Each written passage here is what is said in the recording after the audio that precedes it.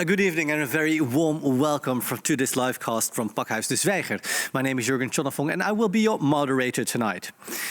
When talking about designing future cities for all, which we did in previous programs, we also need to talk a close look of how designers in the future are being educated at the moment. How is education, and specifically design education, organized? And is there enough awareness in the curriculum for exclusion by design and attention given to inclusion by design or designing for inclusion? This we will discuss tonight and even more during this Designing Cities for All education special. There is a lot to say about this topic, and I'm afraid we won't reach a conclusion and the solution of it all tonight. But no worries, we will organize more programs around this topic this year. For the people who do not know yet, Designing Cities for All is an extensive 2-year program supported by the Creative Industry Fund, the Netherlands. In this program, we will focus on the role of designers in shaping and creating cities for and by everyone. The key question for the 2021 and 2022 activity program is, in the context of the super diverse city, how can designers contribute to the creation of inclusive cities by and for everybody? Well, I've talked enough. I would like to introduce our speakers, because this evening we have 4 live guests at the table. This is the first time within a year that there are no Zoom speakers. So a warm welcome to you all. And nice to see that you actually have legs and bodies besides your heads on Zoom. We will discuss how can design be inclusive and how can you create designing education for all. I would like to start on my left-hand side. For the viewers on your right hand, Aminata Cairo. In 2017, Aminata became the first and only lector, which is a research professor of African descent in the applied university system in the Netherlands. Yes. And there's a focus, he had a focus on inclusive education. I like to hear about firsts, but this is well, let's say what it is. That's a shameful first, isn't it? A little bit, yes. Yeah, and after I left, we back to zero, I'm pretty sure. So I think that's worse. Well, we'll have a conversation about that today as well, because inclusion is also not only about the curriculum, but also about the staff. Yeah. Our next guest is Nishant Shah. Nishant is the Director of Research and Outreach and Professor of Aesthetics and Cultures of Technology at the Artists University of the Arts. And there you're also responsible for building a research corpus that looks at the role that art and design can educate and practice that can play towards building resilient futures, equitable societies and critical diversity. And you will do that by yourself? No, I will do that by a whole bunch of people who are willing and ready for change. And it begins with the students and it goes all the way up. It begins with the students. But where lies the responsibility? Because often the responsibility isn't taken in order to be very inclusive. I don't think, and we can talk a lot more about it later, I don't think inclusion is a responsibility. I think inclusion is a question of accountability. And what's the difference between responsibility and accountability? Responsibility is when you are authorized to do something. Accountability is when you are held accountable to the goals that you are putting forward. And I think we need to make that distinction. I think that's an important distinction. Who's accountable? The institutions that we work with. Great. The students are authorized for it, and we are accountable for it. We'll talk about that in a bit. I'm looking very much forward to that. Our next guest, welcome to you, Praveen Sigurbind. You're an activist academic and a research professor, diversity and inclusivity at the Design Academy Eindhoven. The framework and drive for research in his professorship focuses on theorizing and materializing the condition for inclusivity and diversity. You've been there for a year. Has it been solved yet? No, of course not. It's a long process. It's going to be a long process, but so in order to have a thorough trajectory, we have to have a lot of serious discussions, and that's going to take a long time to organize.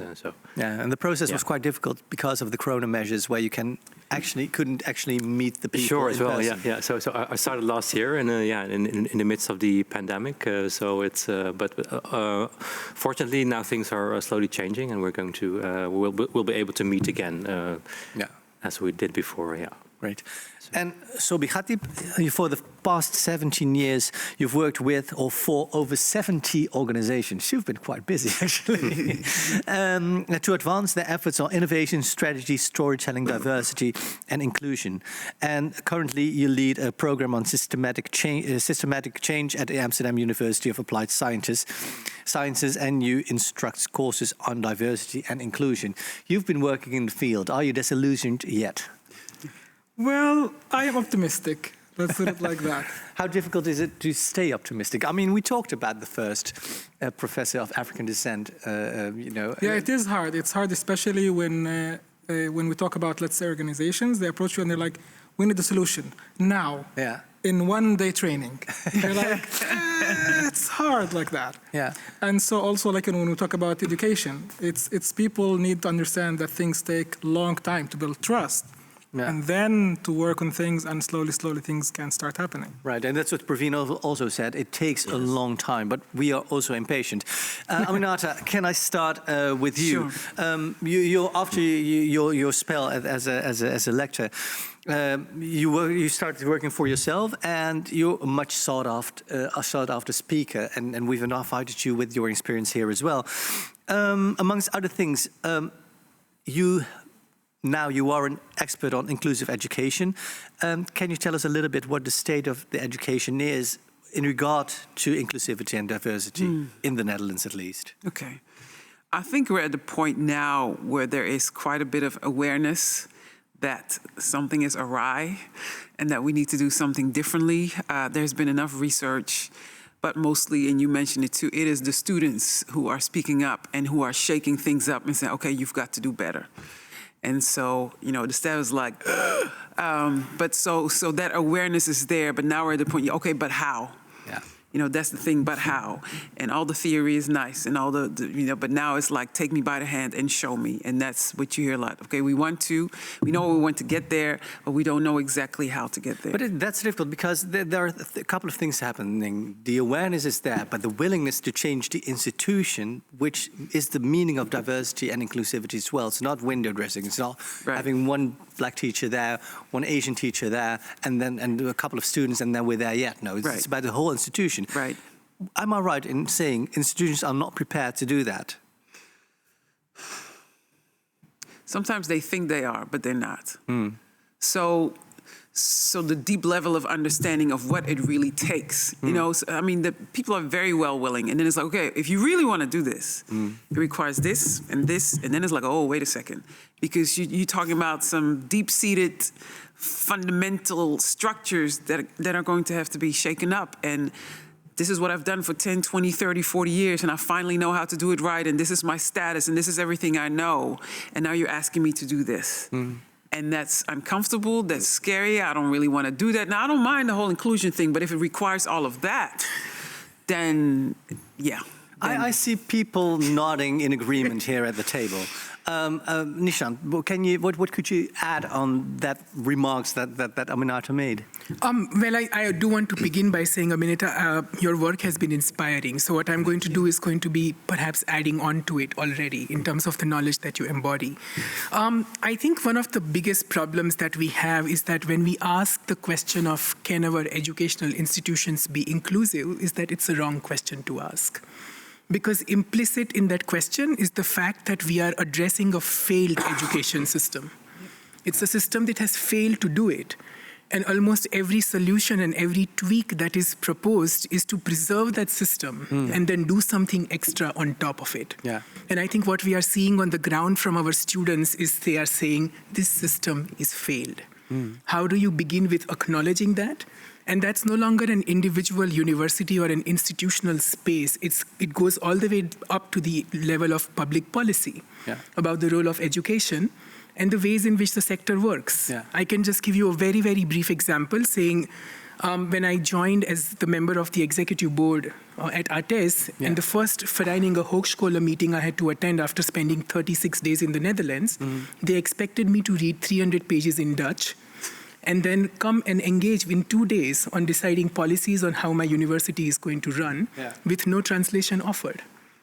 And where does that stem from? I mean, as you said, the accountability is within the institution. If that happens, and you're an employee of the institution, can you hold the institution accountable? Or is it, I have to keep this job, I cannot make too many waves, and I have to roll with the punches? I mean, for me, what was wonderful was that this was an experience that I did not have inside my institution, but outside of it in the sector. I came into a community that wanted me, that was welcoming with open arms, and we worked across questions of translation, which was not at just the level of language, but also the level of cultural understanding, sensitivity, thinking through hospitality, through facilitation. It's very easy to bring people in. Yeah. It's very difficult to give them a bed and food and make them comfortable in your home, right? So how do you build an institution into a home is where accountability begins. Aminat, I would like to go back to you. I mean, Yes. this is very clear what has been said. At the same time, if we talk about structural changes, Yes. we can see that the pandemic, it seems, is almost over. A year ago, at the start of the pandemic, we saw that as a moment of change. Everything should be changed. The whole system should change. Everybody was hopeful that would happen. I'm not very hopeful anymore. We saw that same thing with the bank crisis. You know, the whole economic system should change. If Nishant says that you know, the whole system should change, I would like to tell you all, well, good luck is never going to happen. I agree with you. Oh my God, no! This was not the answer that I was looking for. But at the same time, you know, because you also asked the question, you know, do you hold people accountable? Do you say, well, I have this job and I'm going to go along? And we're at the point where people, you know, I can do that, but at what cost? At what price? And I think that's what especially these young people, you know, there's some people say, no, we are not going back. And even if it's this bit or this bit, you know, we are not going back. And of course, there are always people who want to go back, and that's part of the difficulties. Like the moment it gets hard, the moment it gets uncomfortable, it's like, it's too much work. Then we go back into what we always done. However, at what price, at what cost, and how miserable are you, and how many students are dropping out, and how many staff are burning out? You know, so at one point do you say, what, you know, you talk about sustainability, what are we willing to invest in, because what do we want to preserve, you know, as far as our well-being as human beings in this educational system. And so, you know, even for myself, even if I wanted to, I could not stay and do the same thing. So at some point, you have to say at what cost, at what price. Yeah, and but I think then I'm proposing something else. Then it's going to filter itself out. The students who want to have another system, they won't be applying anymore, or they won't be admitted to the educational system anymore. And the teachers that would like to change curriculums and the safety and change that into a home, they won't keep their jobs, they will leave. And the only teachers that will stay are the old school classical representatives of that old system. What do you think about? But if these people were to leave and go to a brand new institution, and there will be companies like, well, we better adapt and adjust, or we will lose everybody. You know, at the same time, you also have that. Yeah. And I think, and so part of it is also you have this idea of critical mass. You know, and yes, there are times when you get disheartened, and times it's like, it's too big, you know, but then somebody shows up, students show up, colleagues show up, it's like, okay, we can do, you know, you can take one more step. I'm gonna change the whole thing today, but I can take one more step. Yeah. We can achieve one little thing. And I think, I'm hopeful that there's enough critical mass, or is being developed, and it's not even about, I know what to do, but I know not doing something is not an option, or going back to the way it was is not an option. And I think you have enough people who are there, or are at least getting there. Thank you so much for now for your introduction. Later on in the program, I would like to talk about the options that we have. Should it be a hard, cold-blooded revolution, or should you take people along? I'm very curious about your views on that. But we will have this conversation in 2 rounds. And the first round, which starts now, and I would like to ask you questions and later on ask Aminata to reflect on them, is a general question for Result, just to kick us off. In what way are institutions that you all are representing working on the topics diversity and inclusion? Can we do just a quick round to have like an overview what is happening? Can I start with you? Sure. So at the Design Academy Eindhoven, the process started relatively recently with initiating what we call a social justice lab, which is like a central hub within the academy, where students, teachers, and other staff get together and learn from each other's experiences to tackle difficult topics that are often not discussed about, such as power and privilege, for example, and also formulate clear ideas and plans across the academy. So it's done throughout the academy in the bachelor and in the master's phases, and so that everybody is really involved in the process. And you started a year. What is your goal? Let's say we meet again next year here. What would you have loved to achieve if we spoke again? Well, I think it's one of the important things that I tend to stress is that it's really important to have these uncomfortable conversations, and I refer to them as elephants in the room. So discussions that are not often held about power and privilege, but also about how does, for example, whiteness function within the academy, or patriarchy, or heteronormativity or ableism, right? So all these structures that enable people to have certain levels of power and privilege should be talked about, and then, it should at least be possible to listen to one another and to find ways how to change that.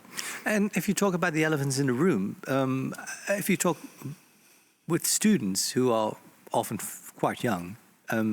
If you talk about privilege, they're maybe not aware of their privilege because they haven't confronted their privileges yet.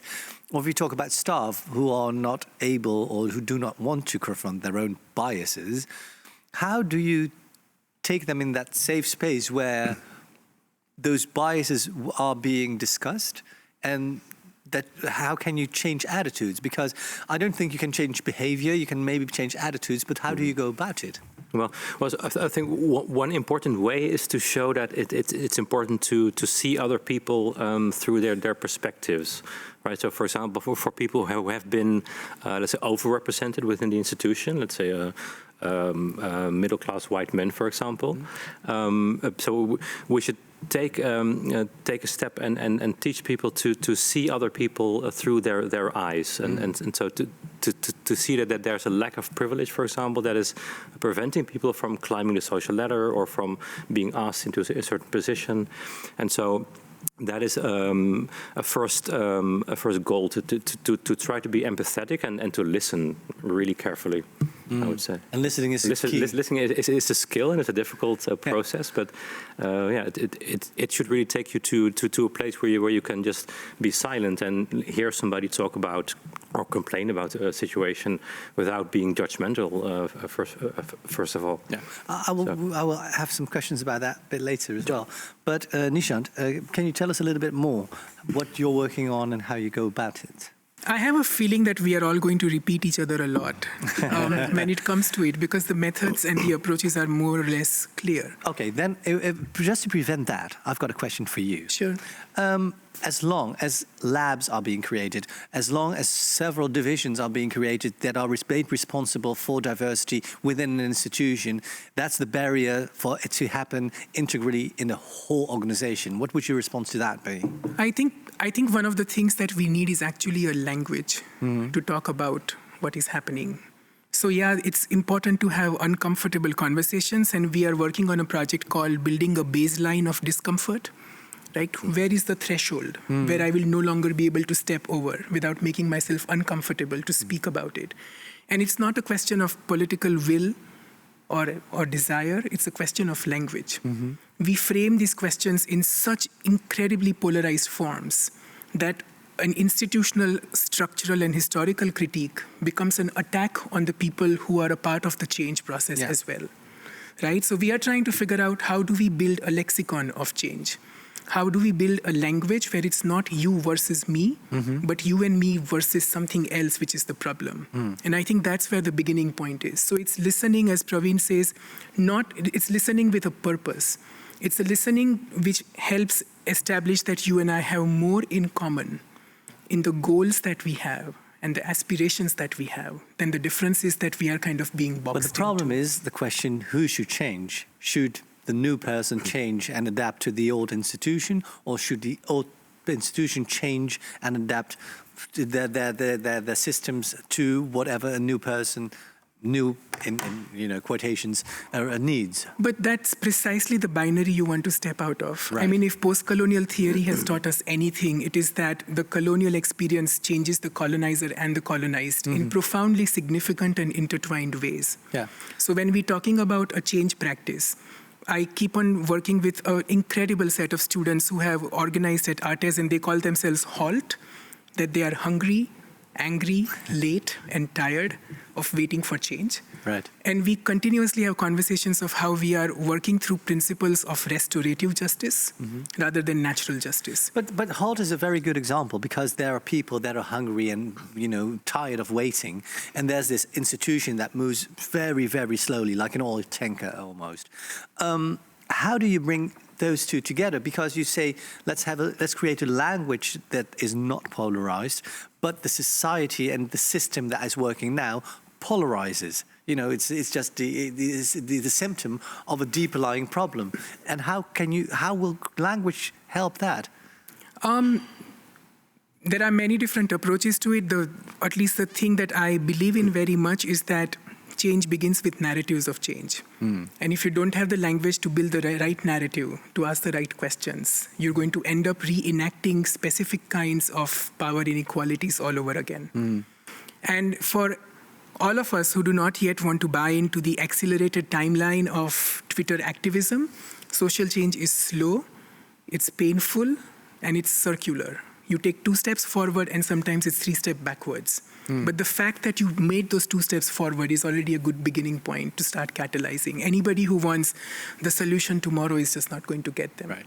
I've got a quote from Martin Luther King that I had to think of, is because that argument is that reasoning is very often being used by people who are opposed to change. They say you shouldn't go this fast. You should just wait for the change to happen. And what Martin Luther King said was, I don't oppose people who are against me. I oppose people who are promoting the status quo. I'm not saying you're saying that, but people who are promoting the status quo often do say, you just have to wait. Everything will change in time.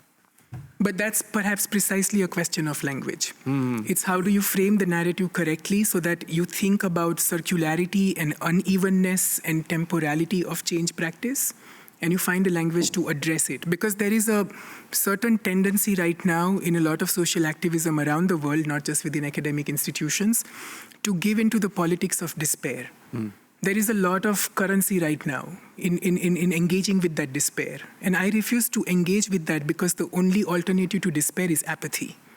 If you generate enough despair about how bad the things are, then you basically start thinking that your actions are futile. I see Aminata nodding. That surprises me. Why are you nodding? Do you agree with that? Because I don't think the reaction to despair is apathy. I think the reaction to despair is action. But maybe you... Really? Yeah, maybe I'm wrong. Only if you are privileged can despair breed action. Yeah. Otherwise, it makes you retreat more and more it makes into you yourself. give up. Yeah. It makes you give up. And it's so hard to just listen. I'm like, not to jump in. One thing I wanted to add to this idea of language is also this idea of embodiment, and also when you say, the language serves a purpose. There's a reason why it is polarized, so we can keep it the status quo. So even to almost take a step outside, don't fall for the okie doke. Even when it comes, okay, you're woke and you're not woke. So now I have you polarized again because you know more words that it's like. And we're falling for it again, and that really maintains that division again. And so, to become aware how language is used to keep us separate, to keep us in the state that we're in. And so to also, and again, at what cost and what does it do to you, and to start learning doesn't feel right, and to take but even then that. again, you talked about accountability, and the example that you gave, you're woke, you're not woke, we're canceling you, or we're not canceling you. I totally recognize that, but at the same time, it is, how do you make people accountable if I can't even say that? I'm exaggerating, of course, but well, how would you respond to that? If I can't say that you're woke, if I can't say to you that you're not, your behavior is quite is creating an unsafe atmosphere. How do I go about it? No, I'm not saying that you can't use it, but it's about how. It's about how. Do you do it in a way to shut me up? Do you do it in a way to push me away? Or can we, through language, still relate to each other? I don't have to agree with you necessarily, but can I still treat you as a human being and still be in relationship with you as we are trying to figure this out? And is that what you mean to continue that conversation? Because you still have to deal with people that are part of the change, and you just can't cancel people and put them aside because they're not speaking the right language or have biases. Indeed, I think Donna Haraway, who is a fairly influential philosopher, and I have disagreements with her intellectually, but at least one of the things that she taught us really well is that politics of representation keeps on dividing us. Politics of affinity bring us together. Right. When I work with a community of change makers, it's not where they come from, but where they want to go. And if that journey is common, you realize that more and more people join, and that change doesn't have to be threatening. Yeah. And transformation doesn't have to be precarious. But there's another thing. I'm browsing in quotes today because there's a favorite Surinamese quote that says, "Fusapego, you fusapeg mopo." To know where to go to, you have to know where you came from. So that knowledge where you came from is important, isn't it? No, how I came from is important. Where I came from is not. All right. Thank you so much for now. Sobi, there has been a lot of attention what happened at especially our design and art academies in the Netherlands in the past couple of months. And a lot of students said they didn't feel safe because of different reasons actually, but it's like the safe space that education systems create, or the lack of safe space there. Is what came to the surface in the art institution an example that happens everywhere in the education in Holland, or is it just specifically linked to art? No, I think it's definitely just a sample of what's happening in the Netherlands and worldwide. But I think when it comes to art and design, by default, it's there to criticize, to build new things, for people to challenge the status quo. So, of course, you will have those students who will be speaking out loud against what's happening and how they're feeling about it. Because in some other faculties or some other subjects, you kind of like try to push this aside and not putting it in the center. And also, building on what my other colleagues have said, it's also about making sure that all those students feel that they're listened to. And when you are coming in a design and art school, one of the things you do is trying to be listened to all the time with all what we're trying to do. And one point also, you talked about that they're young and they're still there, and then they come to this institution, and the education institution, and as the rest of all the institutions out there, they put you in front of very strict binary choices. What are you? Who are you? Are you Dutch? Are you Surinamese? Are you male? Are you female? There's no space for multiplicity of identity. There's no space sometimes for uncertainty of identity. You need to choose. Well, I think that art institutions disagree with you on that point, that everybody can be themselves at that art institution. Everybody can develop themselves in what way they choose. Yes and no. Depends on the art institution. There are some art institutions that give you the full space. But even there, you are sometimes unspokenly, they would like you to tap into your, let's say, your heritage. Yeah.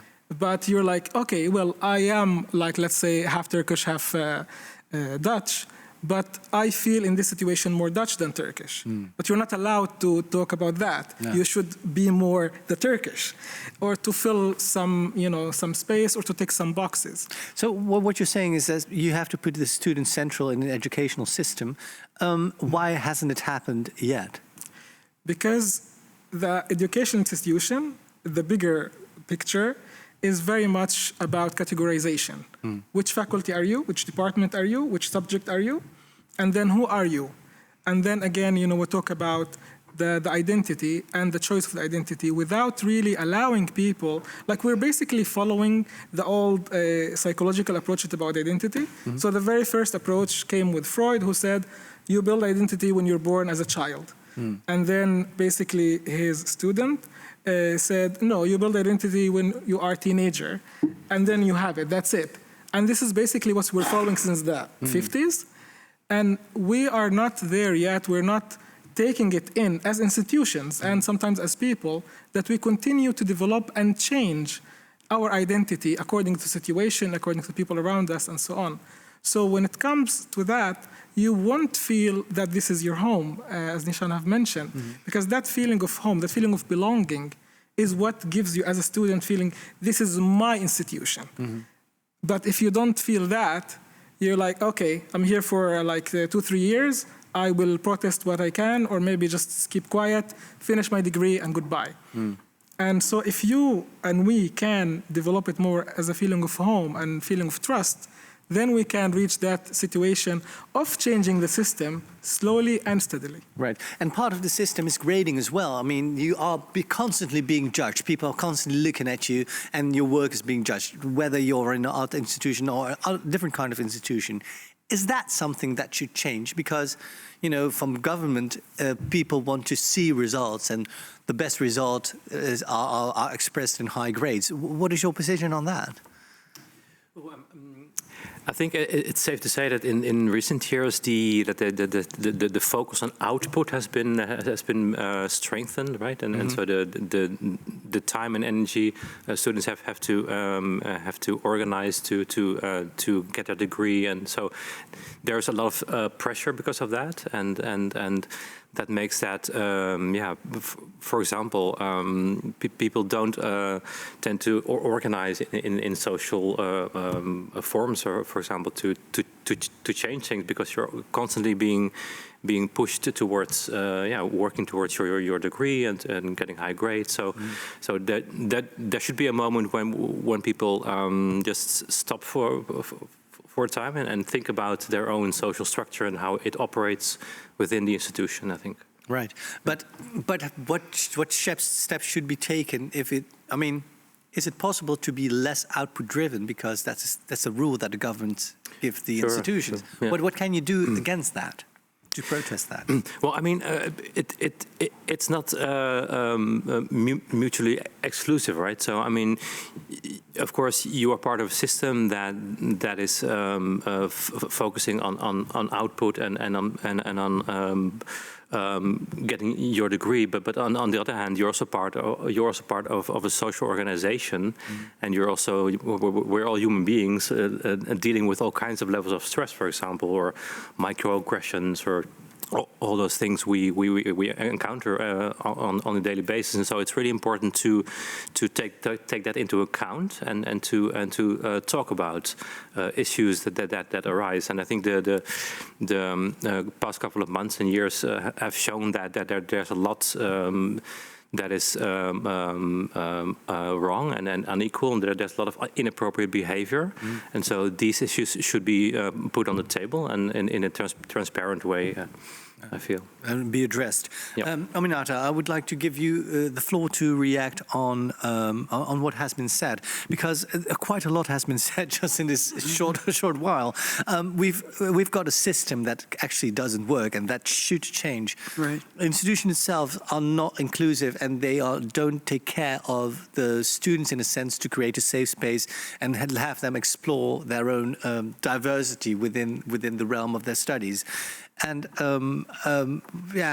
the grading system isn't working as well, because it's focusing very much on output, and that also applies to the teachers and to the institution itself. Right. So we've got a whole system that is broken. Yes, and yet we keep producing all kinds of graduates. Because there's no alternative, or is there? But that's also the incentive to keep it going. You couldn't have been doing that bad, you know. So that's part of also what keeps this going. On the one hand, you would say, okay, we want a total overhaul. I say, oh, but we've been doing okay. And in terms of the world, you know, our graduates are pretty good. I think one thing we have to be careful for, and I appreciate what you said about decolonizing. If we talk about like staff and institution versus the students, you know, what's happening out there is happening in here. So what, you know, the things that the students go through, the same thing the staff goes through.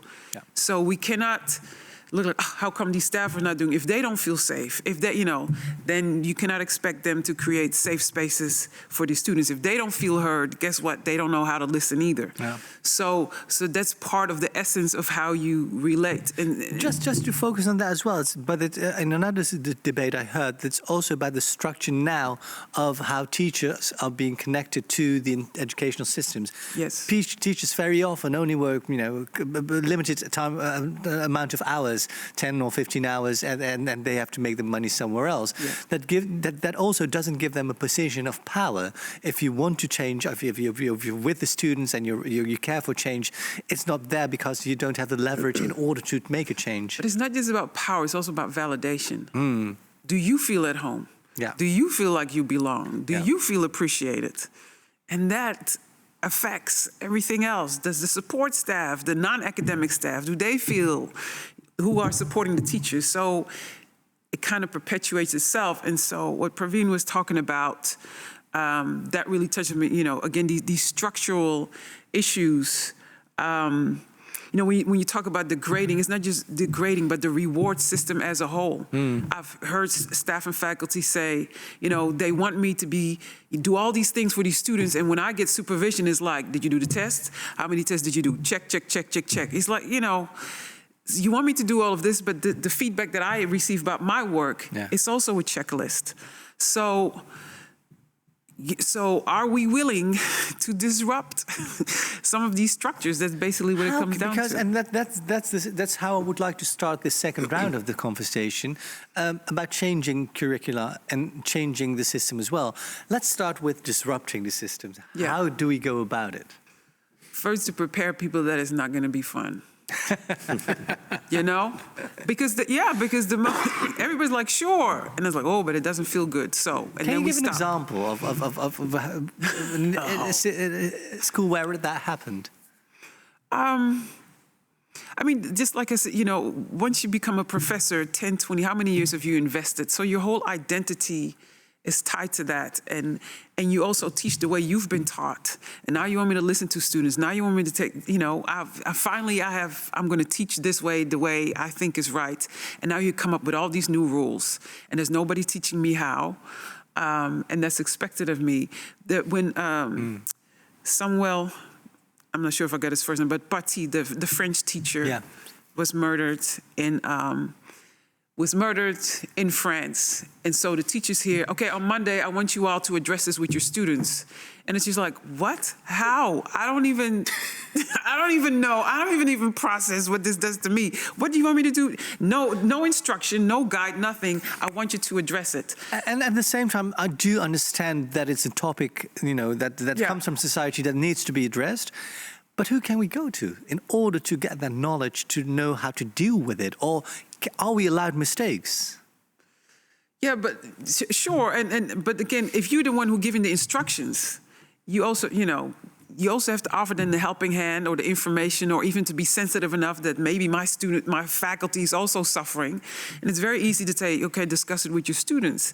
And so then if you want that when stuff like this happens, that your teachers are going to be able to deal with it, then you have to set up something to support them. Can you give an example of what that should be? Because I'm trying to work to solutions now. Yeah. If we focused on the problem enough, and that's big, but if we were focusing on a solution, what would that be? Well, faculty have expressed again and again and again, I would love to, but I don't know how.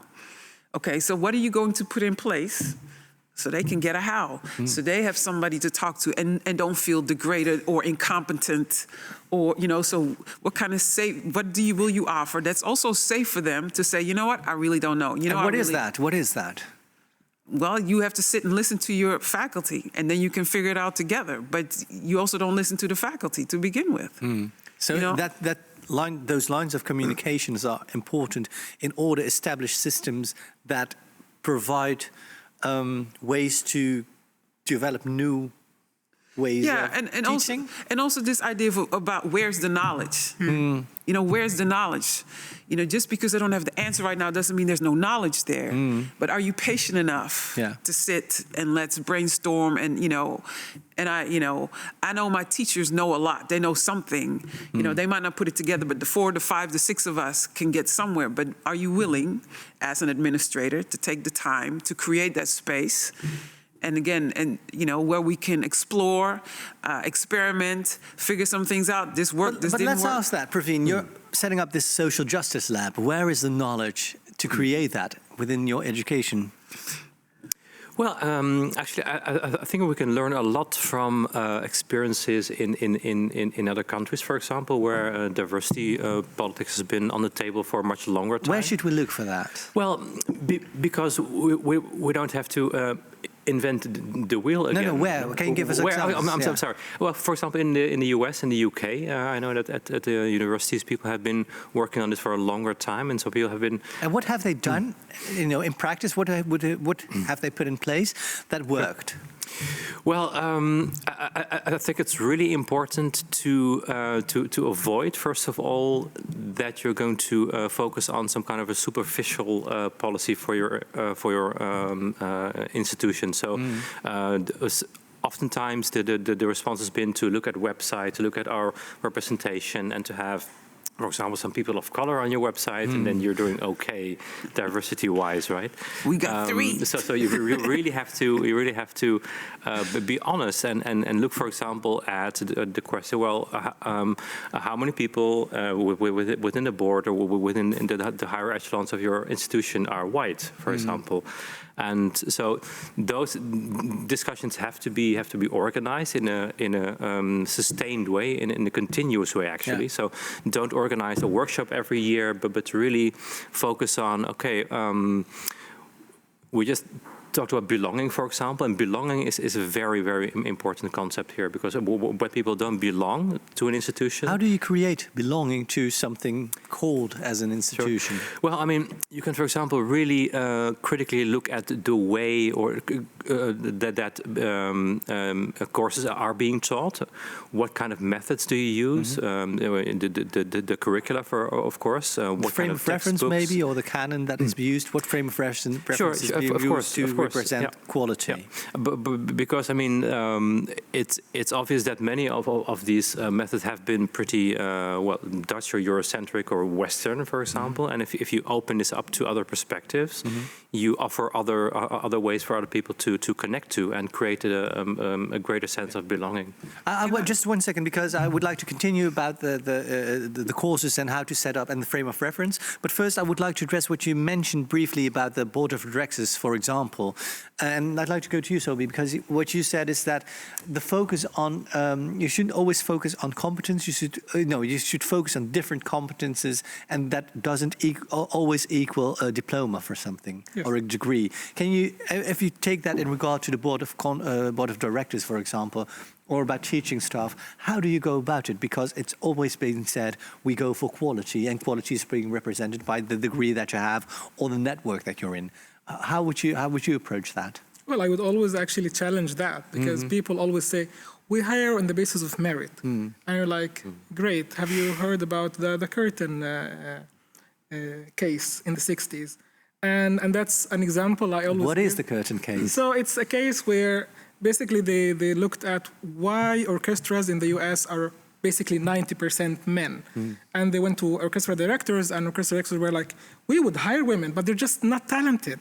If they're talented, we will hire them. So one agency basically said, okay, we will just put a curtain, and you will hear the playing, and then you will hire according to hearing. And most of those hiring managers of the orchestras ended up hiring women because they heard them and they thought they're men because they were so good. Because only men, of course, can be that good.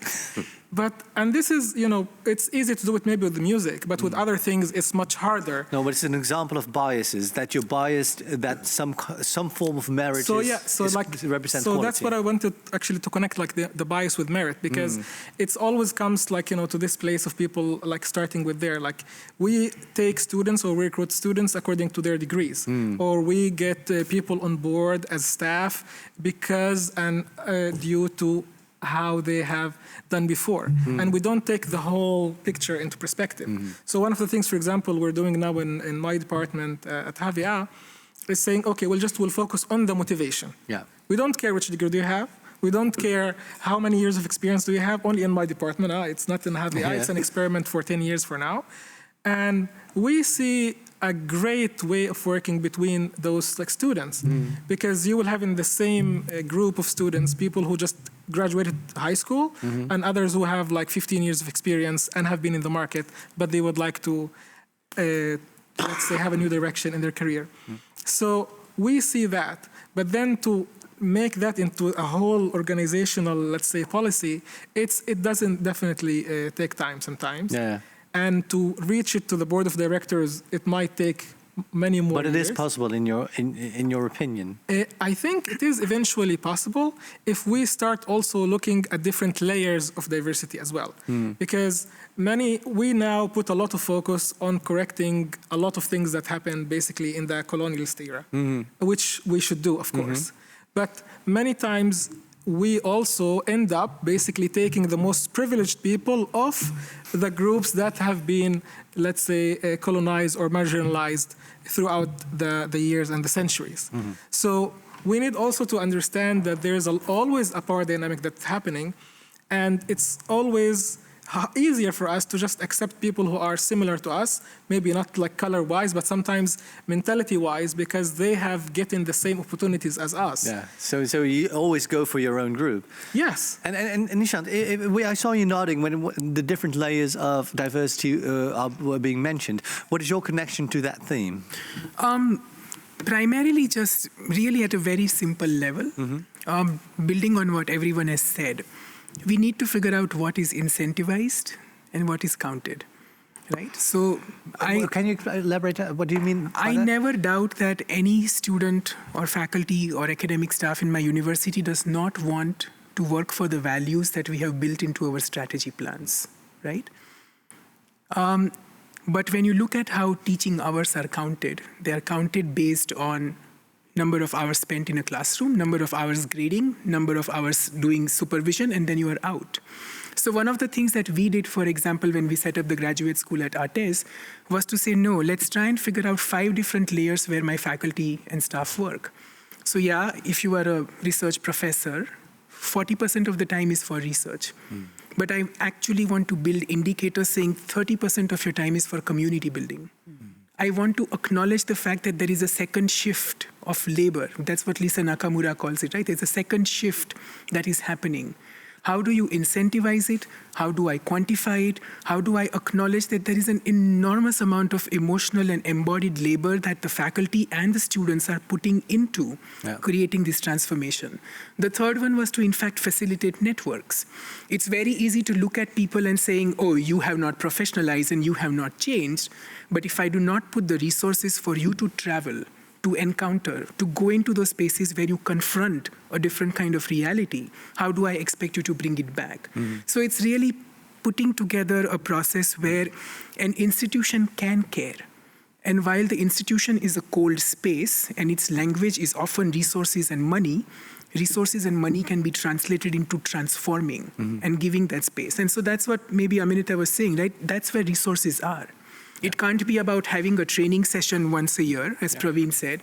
It can't be about looking at a website. It's building a corpus of embodied historical knowledge within the institution. And when you talk about building that corpus, the impression that I have, and I don't know whether it's correct, but the impression that I have is that every institution tries to do that for themselves. Whereas if you would connect with each other as institutions to create that corpus, wouldn't that be even more effective?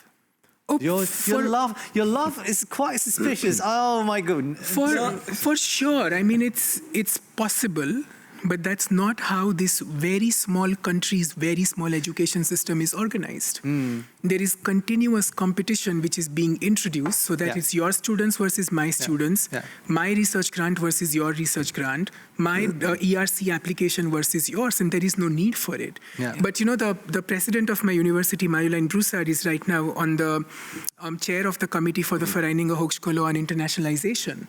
And I'm excited by what I hear from her, that we are in fact trying to think about coming together to operationalize specific things. So I sit, for example, on the Bestuurlijk Commissie for the development of the new professional doctorate.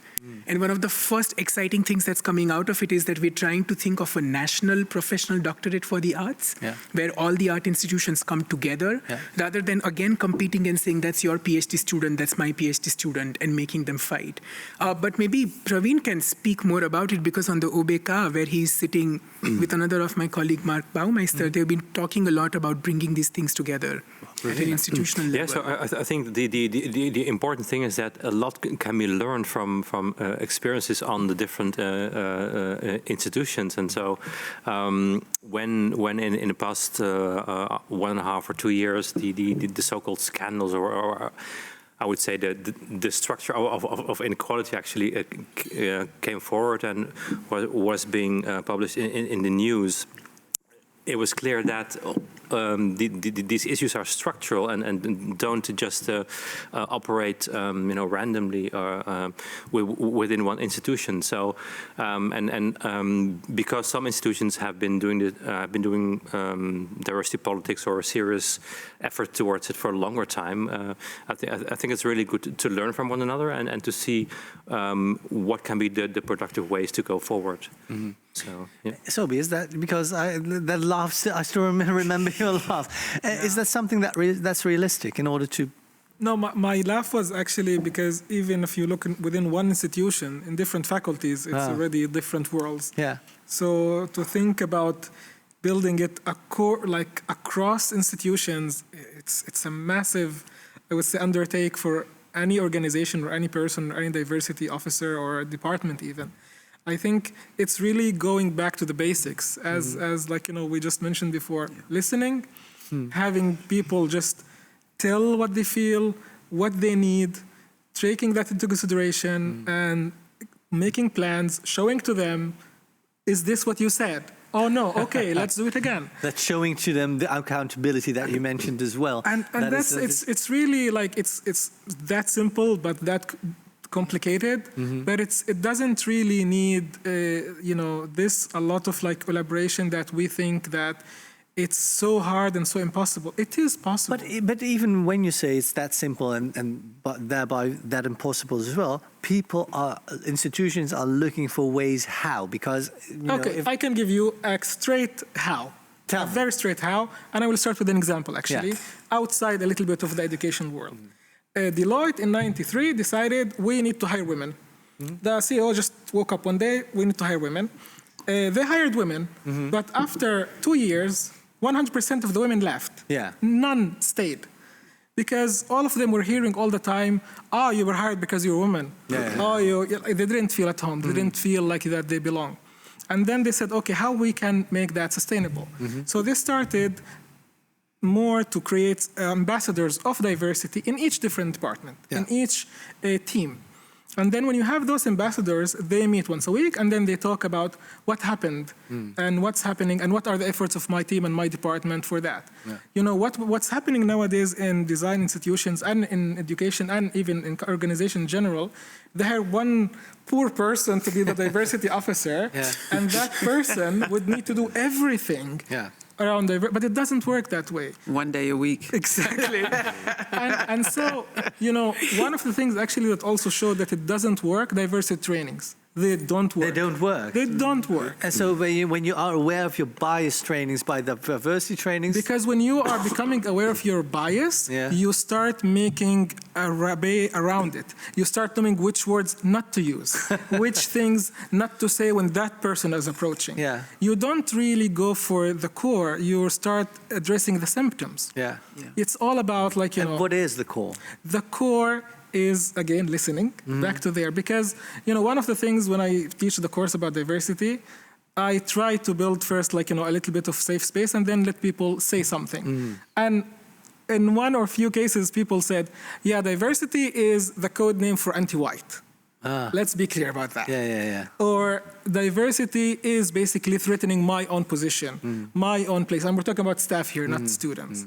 And so you need to make sure that those people, as Nishan have mentioned before, everyone, we're all together in this. If you feel that this is against you, if you don't feel safe to actually say that you feel it's against you, change will not happen because you have people within the system who are fighting that. Yeah. So in order for that to happen, you need to build that safe space and to make the case on moral grounds as well, because diversity is not about PR, as Pravani said. Like it's not something that you do just to say we are ticking all the boxes for diversity. So, but then I would like to go back to you. And with the question I had in the beginning, the cold-blooded revolution, where you just state what is wrong and what should be changed isn't always working or isn't always an advantage because of what we just heard. People are opposing the revolution, so they will oppose the change as well. So taking people by the hand, is that the better option, or what is the better option? You can be revolutionary and compassionate at the same time. Revolutionary and compassionate. And compassionate. How do you do that? You pull people by the ear lovingly. Like a mother. But yeah, I love you, but, But seriously, how do you do that? Because I do wonder about that. I mean, part of it is the listening. Part of it is also you are always working on putting yourself in the position of the other. Where are they coming from? Yeah. And so you also learn how to create some distance. Again, I have a relationship with you, and that's where you start with the fact that we're in this together, and I'm related to these people, even the ones I don't like, even the ones that disagree with me. And how do I treat them still as human beings? Because that's what makes people feel safe and valued and seen and all of that. And that's when they will show up and participate. Yeah. But the moment I feel small or threatened or, then they disappear. And you can disappear in plain sight, and they're not participating or actively undermining you or whatever. But if we can talk about, you disagree, it's about the how. And earlier, as what came to me specifically, we were talking about the U.S. as an example. When you're talking about this whole idea of belonging, one thing, a simple thing, in the US, when you graduate, in the Netherlands, when you graduate, within 12 hours, your email address is gone. Yeah. 12 hours. See ya, the door's closed, and you're out. Yeah. You're no longer part of us. In the US, at least 6 months, sometimes forever. You are part of us forever. And I will call upon you, come and talk to these students, because you're one of us. Not only that, I expect that you will give back to this next generation. It sets up even, this whole, so from the beginning, you're one of us. Your junior year, they're already, hey, you're going to be an alumnus. What's your address? Because we want to be able to find you after you graduate. You have alumni meetings throughout the country that you can meet up with. That's why people come to homecoming every year. We have, people in their 80s, 90s still show up because we went to school here. So you are part of us. Yeah. And I can call upon you, and you are accountable to the next generation. Yeah. Again, here, you don't even see people walking with a T-shirt, So there you are. So they're very purposeful about building pride and belonging and building community. What you say actually is building yeah. community and taking responsibility of a community. And part of that community is that everybody is being listened to. That applies to the students, but also to the teaching staff and the board of directors as simple as an email, but even people who work on a contract basis. Within 12 hours, you're out of there, even though these people are still, Yeah, so it's about acknowledgement, it's about the conversation that happens, and it's about changing together and not excluding anybody, even if they don't share their own, the same ideas, and having that conversation going. And within the strange system that we have now, maybe we can say a dysfunctional system that we have now, we can take steps into making it more functional and to create a sense of community and a sense of belonging. And if you create a community, the feeling at home that you mentioned before is easier because you belong to this group of people that create a home together. And you have to still be open for change. So there have to be an empathetic side to every conversation where you can make mistakes, but you should be held accountable for those mistakes.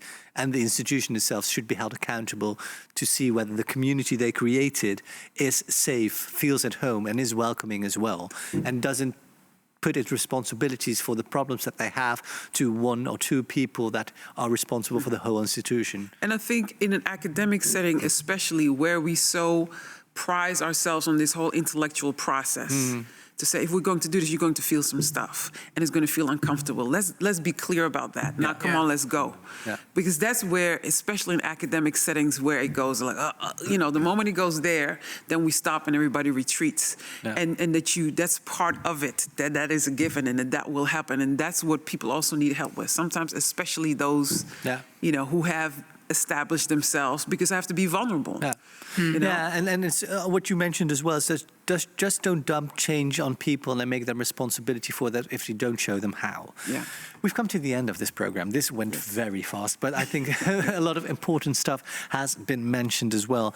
I try to recap a little bit of it, but we can always continue the conversation, because, like we said, this is not the only end-all and be-all of this conversation. We will talk about this more, and would like to actively invite you as alumni of this conversation now. We will call on you. You That's are responsible for the future of this conversation. No, but thank you so much for sharing your insights, and thank you so much for giving an insight in your practice and what should be done.